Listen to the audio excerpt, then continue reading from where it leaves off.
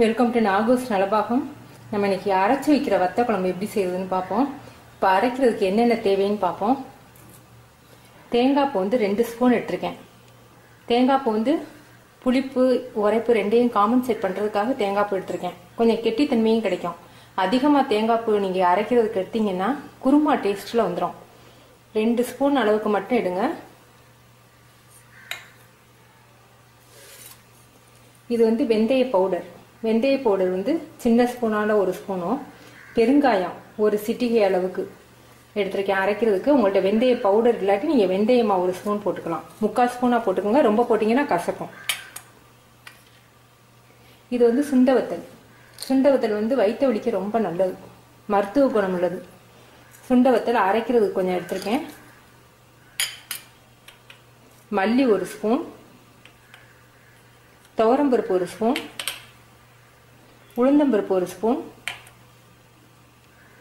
மிளகும் சீரகமும் 1/2 ஸ்பூன். இதெல்லாம் அரைக்கிறதுக்கு. இப்போ வதக்கிறதுக்கு வந்து பூண்டு ஒரு 25 கிராம், 1 கைப்பிடி அளவுக்கு. சின்ன வெங்காயம் ஒரு 50 கிராம் எடுத்துக்கோங்க. உங்களுக்கு சின்ன வெங்காயம் பிடிக்காதுன்னா நீங்கள் கொஞ்சமாக போட்டுக்கலாம், பிடிக்கும்னா அதிகமாக போட்டுக்கலாம், அதனால டேஸ்ட் மாறாது. நான் 2 கைப்பிடி அளவுக்கு எடுத்திருக்கேன். கருவேப்பிலை கொஞ்சம், ஃப்ளேவருக்காக பச்சை மிளகாய் 2, தக்காளி பழம் 1. இது வந்து தாளிக்கிறதுக்கு மஞ்சத்தூள், கடுகு, சீரகம், வெந்தயம். இது கடைசியாக பொரிச்சு குழம்புல போடுறதுக்கு சுண்டவத்தல். ஒரு நெல்லிக்காய், சின்ன நெல்லிக்காய் அளவுக்கு புளி ஊற வச்சிருக்கேன். இப்போ நம்ம எப்படி செய்யறதுன்னு பார்க்கலாம். மிளகாய் சொல்ல மறந்துட்டேன். ஒரு 7 மிளகாய் எடுத்திருக்கேன். புளிப்புக்கு ஏற்ற அளவுக்கு நம்ம மிளகாய் எடுக்கணும். இது வந்து வதக்கி நம்ம அரைக்கிறதோட சேர்த்து அரைக்க போகிறோம். அப்படி மிளகாய் உங்களுக்கு வேண்டாம்னு நினைச்சீங்கன்னா மிளகாய் தூள் போட்டுக்கலாம். காய், வெங்காயம், பூண்டு வதக்கும் போது மிளகாய் தூளாக போட்டுக்கலாம். நீங்கள் நல்லெண்ணெய் 1/2 ஸ்பூன் ஊற்றியிருக்கேன். முதல்ல இந்த சுண்டவத்தலை அரைக்கிறதுக்கு நம்ம பொரிச்சு எடுத்துக்குவோம்.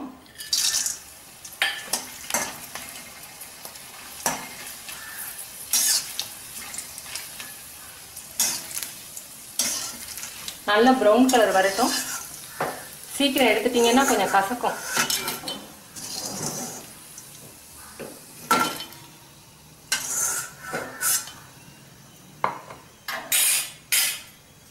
துவரம்பருப்பு, உளுந்தம்பருப்பு,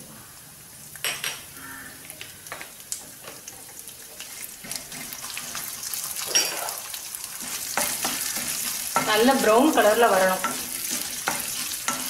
வெள்ளையா பொரிச்சு எடுத்துட்டீங்கன்னா குழம்பு கலர் கொடுக்காது.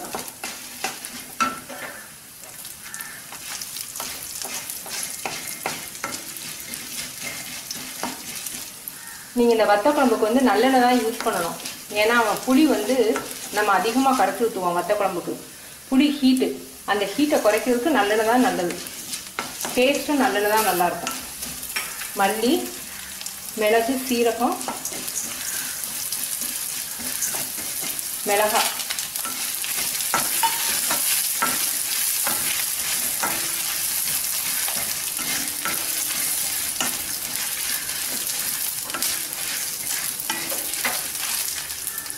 தேங்காய் பூ,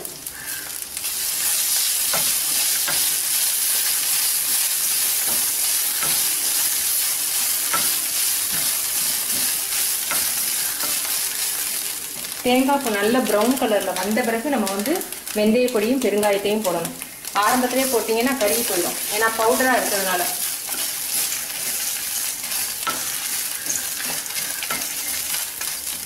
நீங்கள் முழு வெந்தயத்தை எடுத்துக்கிட்டீங்கன்னா நீங்கள் ஆரம்பத்திலே தாளிக்கையிலே நீங்கள் போட்டுடலாம். வெந்தய பவுடர், பெருங்காயம்,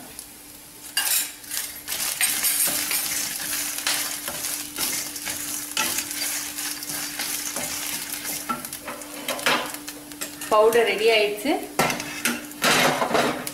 இப்போ நம்ம மிக்சியில் வந்து போட்டு அரைச்சிடலாம். நல்லா நைஸாக அரைச்சிருங்க. தண்ணி ஊற்றியே அரைக்கலாம். இப்போ நல்லெண்ணெய் வந்து ஒரு மாவு கரண்டி சொல்லுவாங்கல்ல, அந்த மாவு கரண்டி அளவுக்கு, அதாவது குழி கரண்டி அளவுக்கு ஒரு 50 ml ஊற்றியிருக்கேன். நல்லெண்ணெய் ஊற்றியிருக்கேன். தாளிக்கிறதுக்கு கடுகு, சீரகம், வெந்தயம்.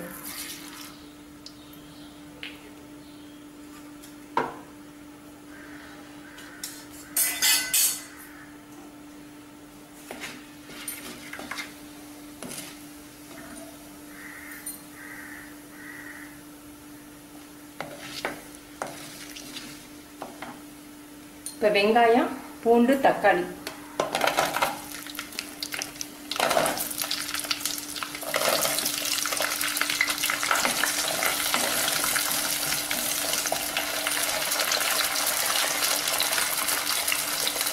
பச்சை மிளகாய், தக்காளியை கொஞ்சம் வதங்கோட்டி போடுவோம். பூண்டு வெங்காயம் வதங்கின பிறகு போடுவோம். நல்லா வெங்காயம் பூண்டு ப்ரௌன் கலரில் வரட்டும்.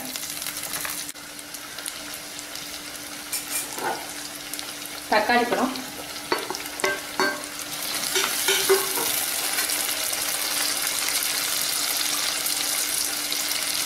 மஞ்சள் தூள்,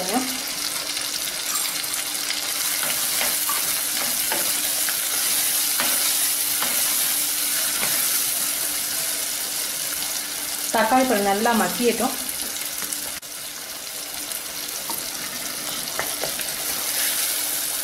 நல்லா தக்காளி பழம் மசிஞ்சிட்டு இப்போ நம்ம தேவையான அளவுக்கு உப்பு சேர்த்துக்குவோம்.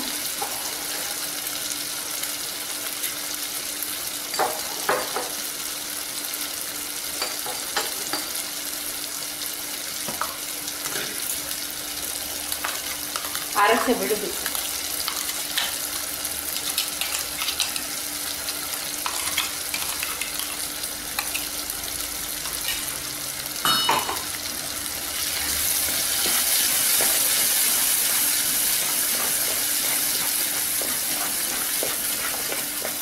தண்ணி ஊற்றுறதுக்கு முன்னாடி இந்த விழுதையும் சேர்த்து இந்த எண்ணெயில் நல்லா வதக்குனீங்கன்னா இன்னும் வாசம் நல்லா இருக்கும். கொஞ்சம் சிம்மில் வச்சுக்கோங்க.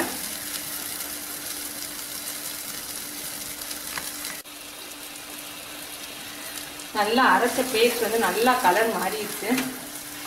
இப்போ நம்ம கொஞ்சம் தண்ணி சேர்த்துக்குவோம்.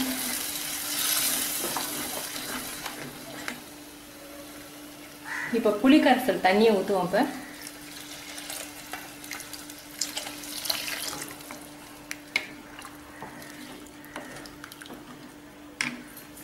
இப்போ நீங்கள் உப்பு உரப்பெல்லாம் போதுமான்னு பாருங்கள். உரப்பு பத்தலைன்னா இனி மிளகாத்தூள் போடக்கூடாது, பெப்பர் பவுடர் தான் போடணும்.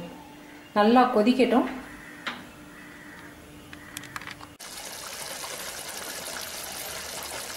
வத்த குழம்பு ரெடி ஆயிடுச்சு.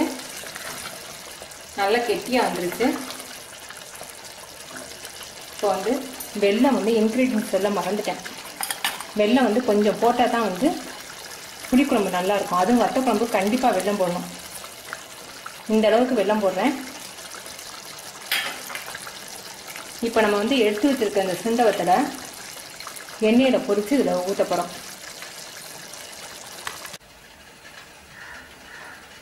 ஒரு ஸ்பூன் நல்லெண்ணெய் ஊற்றிருக்கேன்.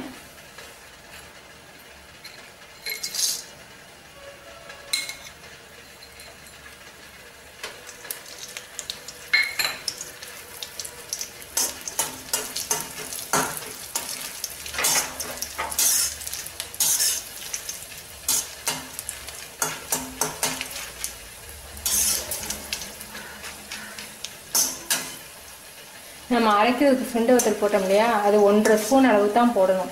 அதிகமாக சுண்ட வத்தல் அரைக்கிறதுக்கு போட்டிங்கன்னா குழம்பு கொஞ்சம் கசக்கிற மாதிரி இருக்கும். இது நீங்கள் பொரிச்சு போடுறது எவ்வளோ வேணாலும் போடலாம். அந்த குழம்புல ஊறி தயிர் சாதத்துக்கு ரொம்ப டேஸ்ட்டாக இருக்கும். அடுப்பு அமர்த்திட்டேன். இப்போ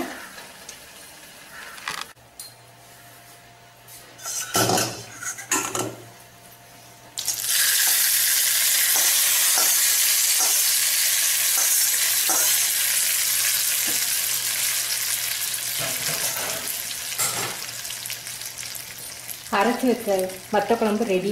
இது வந்து இட்லி, சூடான இட்லியில் நெய்யோ நல்லெண்ணெய்யோ தடவி இந்த குழம்பு ஊற்றி சாப்பிட்டிங்கன்னா ரொம்ப டேஸ்ட்டாக இருக்கும். அதே மாதிரி சாதத்துக்கு சூடான சாதத்தில் நெய் ஊற்றி இந்த குழம்பு ஊற்றி சாப்பிட்டிங்கன்னா ரொம்ப டேஸ்ட்டாக இருக்கும். இது வந்து நான் வந்து 4 பேருக்கு வர்ற மாதிரி செஞ்சுருக்கேன். நீங்கள் செஞ்சு பார்த்துட்டு உங்கள் கமெண்ட்ஸ் எனக்கு சொல்லுங்கள். தேங்க்யூ.